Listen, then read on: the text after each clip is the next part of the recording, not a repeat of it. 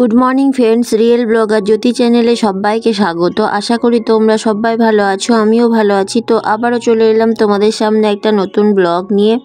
তো প্লিজ তোমরা ভিডিওটি স্কিপ না করে দেখো, তোমাদের কাছে একটাই অনুরোধ রইল আমার। তো এখন ঘড়িতে সকাল 8:30 বাজে, বলতে 8:30টার সময় আমি ঘুম থেকে উঠেছি প্রায় 7:30টার সময়। দিয়ে আমি নিজে ফ্রেশ হয়েছি, দিয়ে বিছানা তুলতে এসে ছেলেকে তুলিয়েছি। দিয়ে 8:30 বাজে ঘড়িতে, এখন বিছানাটাকে তুলে নিচ্ছি আমি। আর আজকে আমাদের বাড়িতে নবান্ন, তো সকাল থেকে পুজো আর্চার একটু তোড়জোড় বেশি। মা ওইদিকে পুজো আর্চার কাজ করছে, পুজোর বাসন টাসন মাজছে, আর আমি এইদিকে ঘরটা গুছিয়ে নিয়ে ঝাড় দেবো। তো মা বললো না, আমি ঝাড় দিয়ে মুছে নিচ্ছি, তুই শুধু ঘরগুলোকে গুছিয়ে দে। তো আমি ঘরগুলোকে গুছিয়ে দিচ্ছি, মা ঝাড় দিয়ে মুছে নেবে।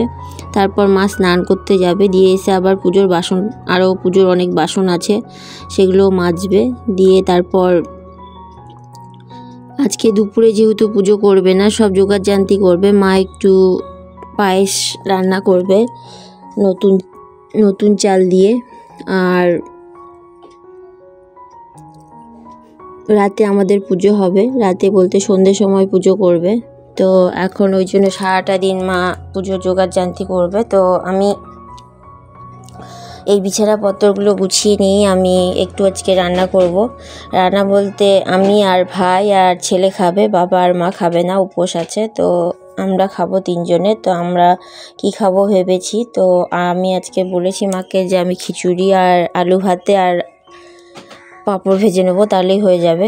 তো সেটাই করব। আর এই বিছানাটাকে গুছিয়ে নিচ্ছি। আর ছোটোবেলা দেখেছি আমাদের নবান্নে খুব ধুম হতো, কিন্তু যত দিন যাচ্ছে সব দিনগুলো যেন ফিকে হয়ে যাচ্ছে। পুরনো সেই দিনের সেই আনন্দ আজকে আর নেই। তো অনেক পরিবর্তন হয়েছে। এটাই হয়তো জীবন। পৃথিবী যেরকম পরিবর্তন হচ্ছে, মানুষ পরিবর্তন হচ্ছে, আমাদের জীবনও পরিবর্তন হচ্ছে। তো সেটাই আমি তোমাদেরকে দেখানোর চেষ্টা করলাম যে নবান্নের দিন আমি সকাল থেকে সন্ধ্যা অবধি কী করলাম। তো বিছানাটা আমার ঝাড়া কমপ্লিট হয়ে গেছে। এখন ছেলের বালিশগুলো যেহেতু ছোট, তো ছেলের বালিশ আর ব্ল্যাঙ্কেটটা আমি এই সাইডে আলাদা করে রাখি।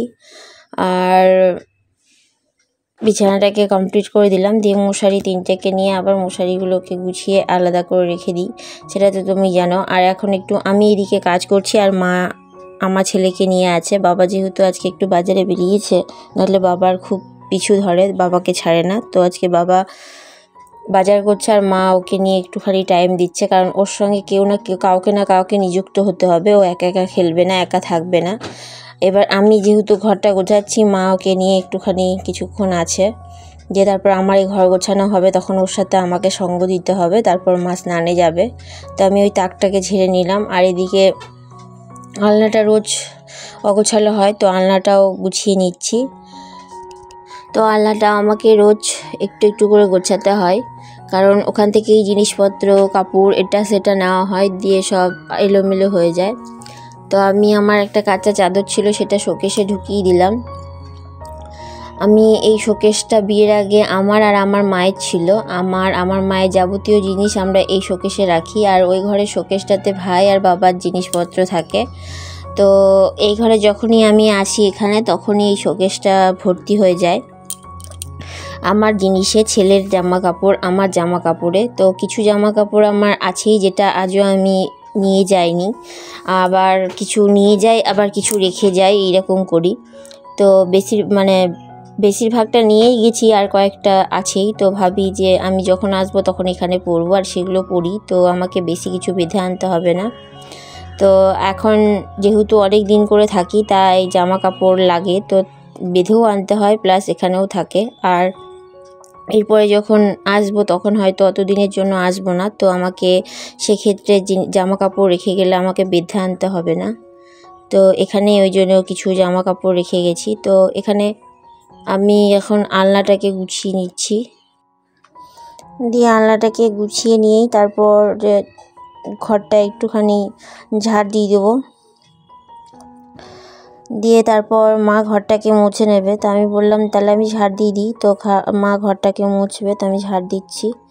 আর এই খাটের তলাটা রোজই আমাকে পরিষ্কার করতে হয়, রোজ ঝাড় দিই, তবুও পরিষ্কার করতে হয় রোজই। তো খাটের তলাটা আমি পরিষ্কার করে নিয়েছি, দিয়ে এখন ঝাড় দিয়ে নিচ্ছি।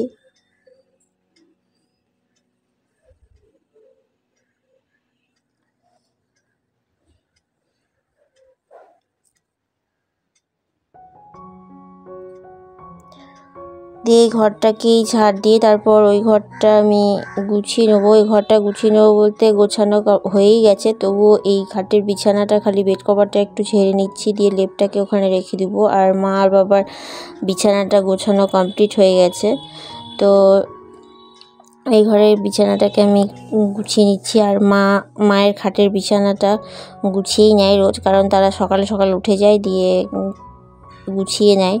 আমি বলি যে আমি করব, কিন্তু অতক্ষণ বেলা করে রেখে মা করে নেয়। তো ওই ঘরের খাটের বিছানাটা গোছানো কমপ্লিট হয়ে গেছে, দিয়ে আমি ভাইয়ের এই খাটের বিছানাটাকে ঝেড়ে নিচ্ছি, দিয়ে লেপটাকে ঠিকঠাক করে রেখে দেবো। আর ভাই তো এখানে শোয় না, বারান্দার ওই চৌকিতে শোয়, তো ওখান থেকে আবার লেপটাকে আমি সারাদিন তো থাকে না বাড়িতে, তো ওখান থেকে লেপটাকে নিয়ে এসে ভেতরে রাখি, আর তারপর আবার ও রাত্রেবেলা নিয়ে যায়। তো লেপটাকে আমি গুছিয়ে রেখে দিচ্ছি। আর তারপর এই ঘরটাকেও ঝাড় দিয়ে নেবো। সাধারণত এটার আমার ভিডিও করা হয়নি, তো তারপর আমি রান্না করতে যাব। তো এই দেখো আজকে আমি খিচুড়ি রান্না করছি, আর ওইদিকে আলু সেদ্ধ করতে দিয়েছি আলাদা করে, কারণ খিচুড়িতে আলু সেদ্ধ করলে সেটা যেন কেমন প্যাচে হয়ে যায়, তো আলু মাখাটা ভালো লাগে না, তো আলাদা করে সেদ্ধ করে নিচ্ছি আলুটাকে। আর এদিকে আমি খিচুড়ি চাপিয়ে দিচ্ছি। আর ভাইও ব্যাংকে গেছে, ও চলে আসবে, এসে ও একটু খাবে, দিয়ে তার জন্য আরও তাড়াহুড়ো করছি।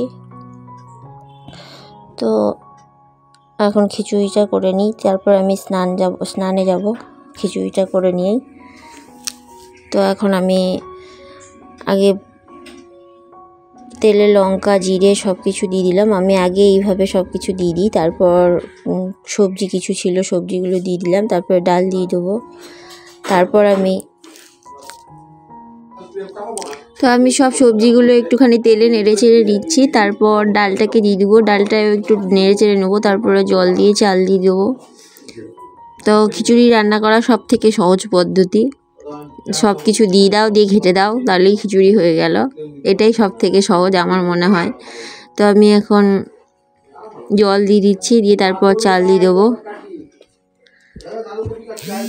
আর ওইদিকে আলুটাও সেদ্ধ হয়ে গেছে, আমি গ্যাসটা অফ করে দিয়েছি। আর ছেলেও বিরক্ত করছে এডিট করতে এসে, বারবার আমার কাছে আসছে আর কথা বলতে হচ্ছে ওর সাথে।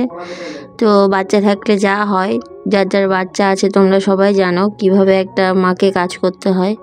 তো এখন চালটা দিয়ে দিলাম, দিয়ে তারপর খিচুড়িটা হোক ততক্ষণ।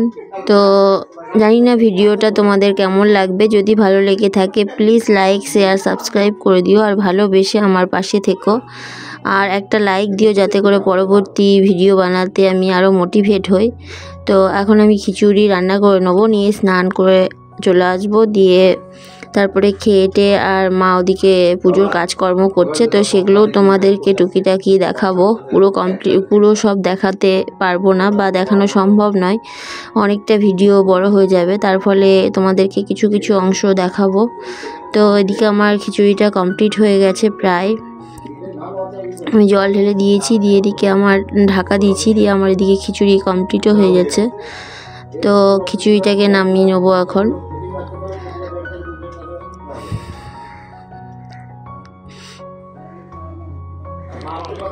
তো আমার খিচুড়ি কমপ্লিট হয়ে গেছে দেখো।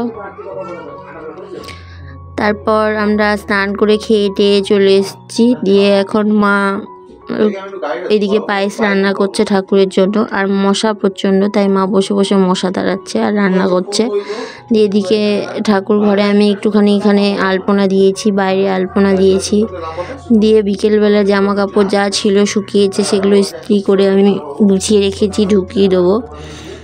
আর তারপর মা সন্ধেবেলা এদিকে পুজো করছে, পুজোর জোগাড়যন্ত্রী করছে, সেটাও তোমাদের দেখিয়ে দিলাম।